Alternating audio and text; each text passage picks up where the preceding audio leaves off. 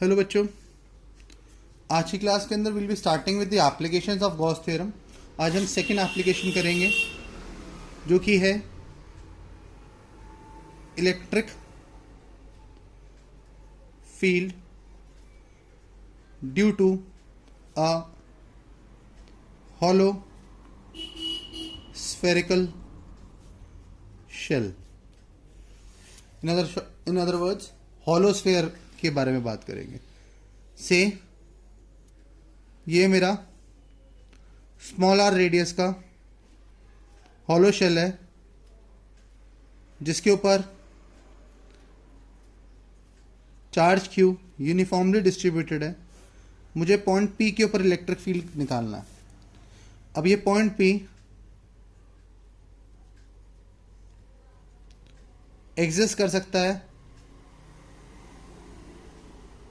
Outside the shell, on the shell या फिर inside the shell. तो क्या कहा, let us consider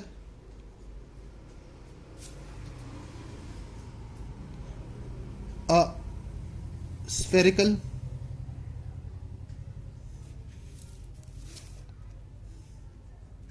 shell of radius r carrying charge q distributed uniformly over it in such a manner that we need to determine electric field at point P। अब इसके तीन cases हैं, outside, on और inside. तो पहला case हम करेंगे outside the shell. अगर आउटसाइड द शेल की बात कर रहे हैं तो रेडियस स्मॉल आर का ये शेल है जिसके ऊपर चार्ज क्यू यूनिफॉर्मली डिस्ट्रीब्यूटेड है। पॉइंट पी के ऊपर आपको निकालना है। तो मैंने एक गॉसियन सरफेस को अज्यूम करा रेडियस आर का।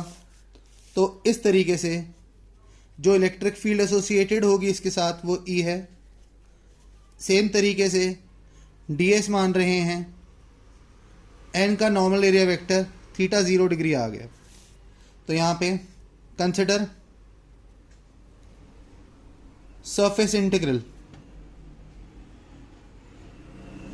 ऑफ इलेक्ट्रिक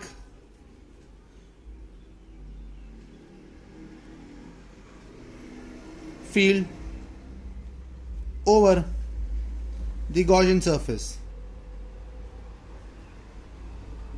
और ये मेरा गॉसियन सरफेस है, ठीक है। So E dot d s for surface s, ध्यान दीजिएगा, E d s cos 0 s is equal to 4 pi capital R का होल स्क्वायर। मैं इसको सॉल्व करता जाऊंगा। ई कांस्टेंट, डी एस की इंटीग्रेशन एस को 4 पाई आर स्क्वायर लिख देंगे। तो आपके पास E becomes 4 pi r square जो कि E डॉट डी एस है for surface S. Now by Gauss theorem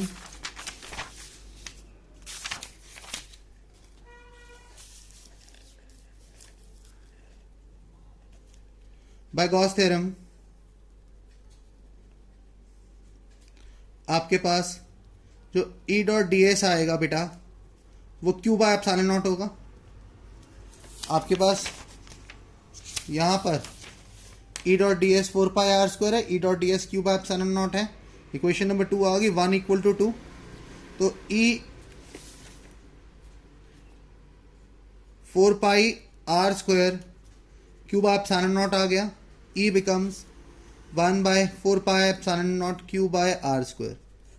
इससे एक बात प्रूव होती है जो कि हम ऑलरेडी एक बार कर चुके हैं रिंग के केस के अंदर, कि कोई फर्क नहीं पड़ता कि इलेक्ट्रिक फील्ड एक पॉइंट की वजह से आ रही है, चाहे शेल की वजह से आ रही है, रिंग की वजह से आ रही है, रिजल्ट सेम रहेगा। सेकंड केस करते हैं इसका ऑन द शेल का। जब आप ऑन द शेल लेंगे तो पॉइंट पी इसी के ऊपर ओवरलैप करेगा, स्मॉल आर कैपिटल आर के इक्वल आ जाएगा, और जो सो कॉल्ड गॉसियन सरफेस होगा वो कोइंसाइड करेगा with the boundaries of the shell itself.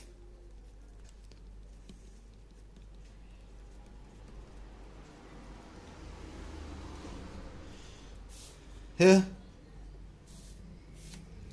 the point P lies on the shell so that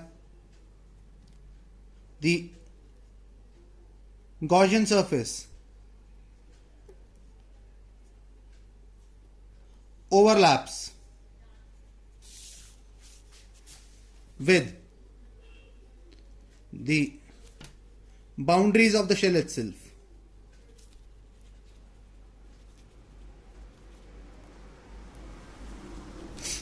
तो अगर ये बाउंड्रीज ऑफ द शेल के साथ ओवरलैप करेगा तो small r is equal to capital R आ जाएगा। इक्वेशन नंबर 4 ये थी, थर्ड ये थी, तो मैं स्मॉल आर को रिप्लेस कर रहा हूं यहां पर।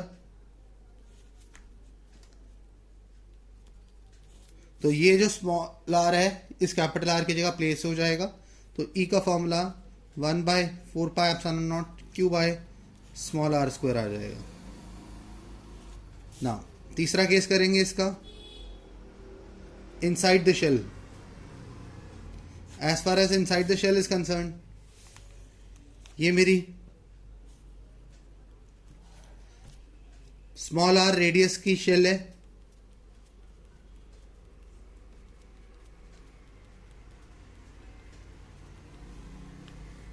पॉइंट पी यहां लाई कर रहा है।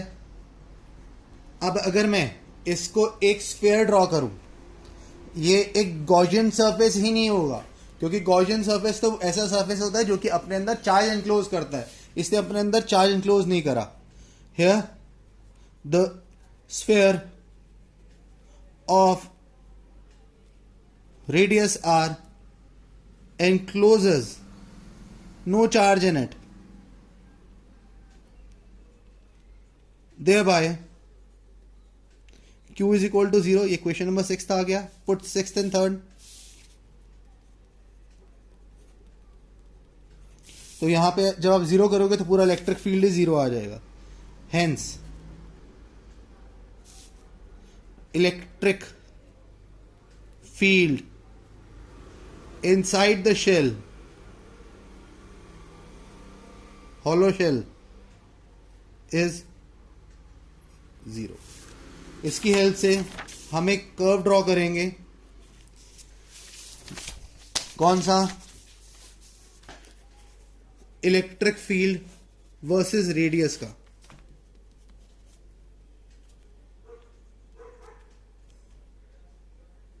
जब कैपिटल आर स्मॉल आर से छोटा है, कैपिटल आर इक्वल है, कैपिटल आर बड़ा है। जब कैपिटल आर छोटा था तो ये इनसाइड द शेल की बात हो रही है, कैपिटल आर इक्वल था, ऑन द शेल की बात हो रही है। यहाँ पे कैपिटल आर बड़ा था, आउटसाइड द शेल की बात हो रही है। तो इनसाइड के अंदर तो इलेक्ट्रिक फील्ड आपकी 0 आई थी, उसके बाद देर आफ्टर कुछ पीक वैल्यू राइज करी और देर आफ्टर 1/r² की प्रोपोर्शनैलिटी। तो ये कर्व बनेगा इलेक्ट्रिक फील्ड वर्सेस रेडियस का, radius of the so called Gaussian surface का। ये काफी इंपॉर्टेंट कर्व है, एग्जाम्स में कई बार पूछा गया है, इसको ध्यान से करके जाएंगे सब। नेक्स्ट हम केस करेंगे हमारा सॉलिड स्फीयर का। अब सॉलिड स्फीयर की अगर बात करी जाए, सारी कंडीशन सेम है आपकी। फर्क क्या है? ये है सॉलिड स्मॉल आर का, मुझे पॉइंट पी के ऊपर निकालना है जो कि कैपिटल आर है। For a solid sphere charge Q is spread uniformly inside its volume, यानी कि वॉल्यूमेट्रिक चार्ज डेंसिटी की बात कर रहे हैं। सो अब अगर मैं पहला केस बात करूं आउटसाइड द शेल, तो आउटसाइड द शेल के अंदर ये मेरा सॉलिड शेल है ऑफ रेडियस स्मॉल आर का, पॉइंट पी कैपिटल आर का, ये गॉसियन सरफेस बनाएगा। इलेक्ट्रिक फील्ड ई ये रहेगी, नॉर्मल एरिया वेक्टर ऐसे।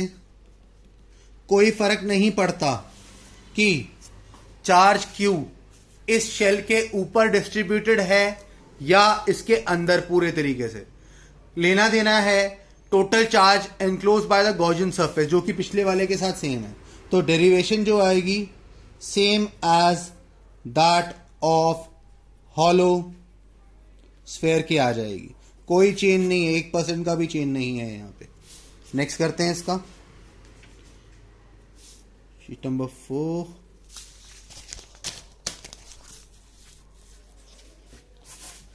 नेक्स्ट करेंगे हम बी ऑन द शेल। इसमें भी कोई चेंज नहीं आने वाला, क्योंकि गॉसियन सरफेस की बाउंड्रीज ओवरलैप करेंगी।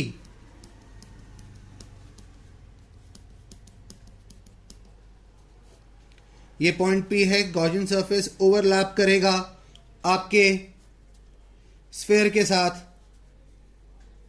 जिससे इससे कोई फर्क नहीं पड़ेगा कि चार्ज अंदर था या उसके ऊपर, यूनिफॉर्मली ऊपर डिस्ट्रीब्यूट था, अंदर था। सो इसकी डेरिवेशन भी सेम एज हॉलो स्फेयर की आ जाएगी, कोई चेंज नहीं। तो इसके आंसर को आप 1/4 Q by capital R small r square लिख सकते हो।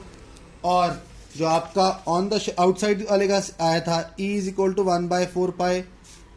1/4 Q by capital R square.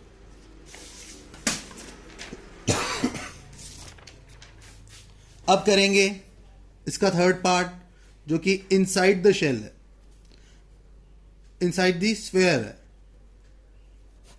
अब इनसाइड द स्फेयर में बहुत इंपॉर्टेंट चीज आएगी। ये मैंने स्फेयर एज्यूम करा, स्मॉल आर का, पॉइंट पी यहां है। जो चार्ज होगा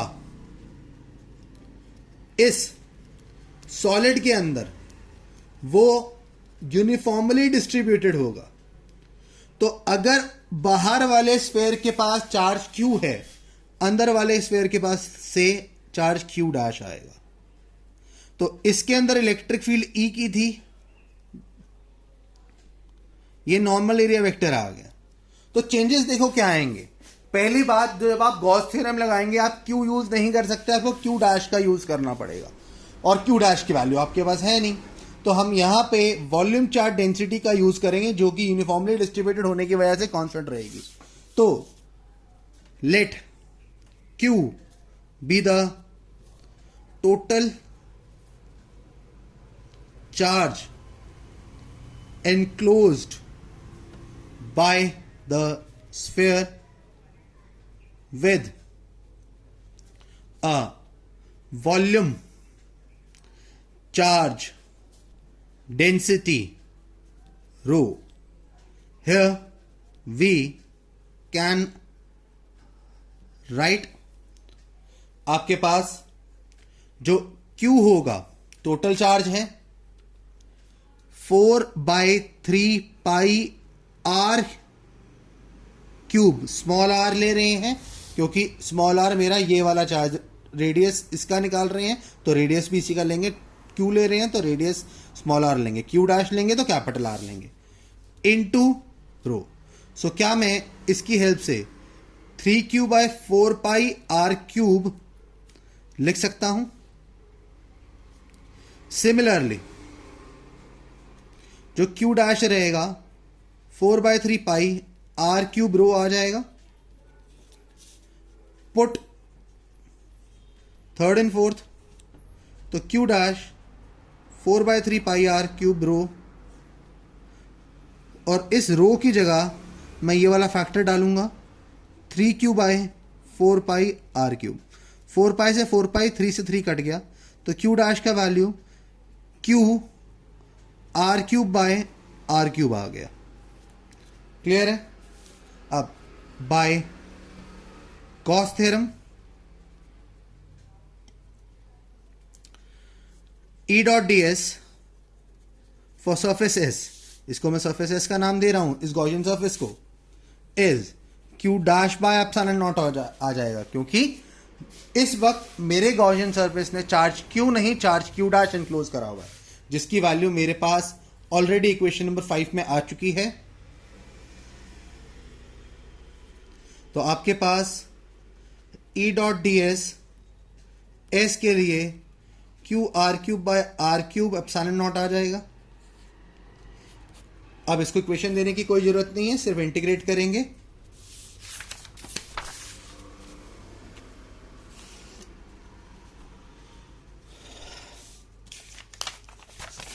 E डॉट डी एस की इंटीग्रेशन करेंगे, ई डी एस कॉस 0, क्योंकि यहां पर भी एंगल थीटा 0 का बनेगा, और E बाहर आ जाएगा, डी एस की वैल्यू 4 पाई आर स्क्वायर हो जाएगी।